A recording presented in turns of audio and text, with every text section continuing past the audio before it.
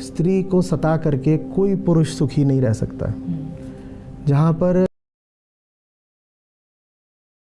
स्त्री अपनी पूरी संभावना को हासिल नहीं कर पा रही, वो पूरा घर ही डूबेगा और वो पूरा राष्ट्र ही डूबेगा। इसी से मुझे एक आंकड़ा याद आता है जी। हम इन दिनों इतनी बात करते हैं कि हम दुनिया की इतनी बड़ी अर्थव्यवस्था बन गए हैं और हम बात करते हैं कि सामरिक तल पर हमें चीन का मुकाबला करना है। मैं बताता हूँ कि चीन का मुकाबला करना हमें बहुत मुश्किल क्यों पड़ने वाला है।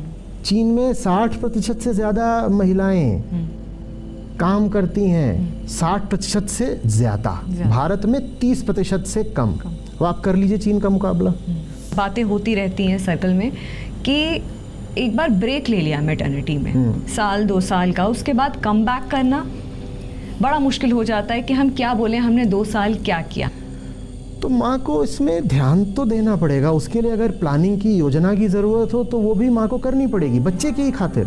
अन्यथा बच्चे को जन्म दे दिया और जन्म देने के कारण माँ ने अपना काम छोड़ दिया, जीवन में कुछ सार्थक लक्ष्य था, कर्म था, वो सब त्याग दिया, तो इसका तो दुष्प्रभाव सीधे सीधे बच्चे पर ही पड़ेगा।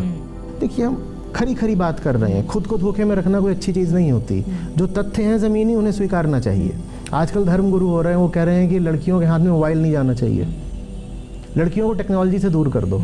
2 चीज़ें हैं आज के दौर में जो महिला की आज़ादी के लिए बहुत ज़रूरी हैं, एक मोबाइल और एक मोबिलिटी। मेरे पास डेटा है 2021 का, जिसमें फार्मर सुसाइड 10,000 कुछ हुए थे। 2021 में जो महिलाओं ने आत्महत्या की थी उसके आंकड़े हैं 45,000 से ज़्यादा। 10,000 फार्मर्स और 45,000 से ज़्यादा महिलाएं। मुझे ताज्जुब इस बात का होता है कि हम इन आंकड़ों के प्रति अंधे कैसे हो लेते हैं। हम में ये कैसे गजब की क्षमता आ गई सच को झुठलाने की, जो प्रत्यक्ष है उसको भी अनदेखा करने की। ये बड़ी गजब की क्षमता हमने विकसित करी है। अच्छा जी, एक और चीज़ है कि ये भी कहीं ना कहीं पुरुषों में डर अब हाल फिलहाल कुछ सालों में आ गया है कि अगर ये बाहर नौकरी करने जाएंगी, कमाने जाएंगी, कहीं इनका चक्कर ना चल जाए, इनफिडिलिटी। तो इसका मतलब ये है कि तुम्हारा और जो भी तुम्हारी बहन है, बेटी है, पत्नी है, उसका रिश्ता है ही सिर्फ तभी तक जब तक तुमने उसको कैद करके रखा है। माने तुम खुद भी जानते हो कि तुम उस महिला के लायक नहीं हो। जिस दिन उस महिला को कोई और विकल्प मिल गया, वो उड़ जाएगी। तो इसीलिए तुम कहते हो कि इसको कोई और विकल्प मिलने ही मत दो। जहाँ पुरुषों की सोच जितनी दकियानूसी होती है, वो राष्ट्र उतना डूबता जाता है। तो देखिए पाकिस्तान कितना डूब गया है, क्योंकि वहाँ दकियानूसी सोच है पुरुषों की।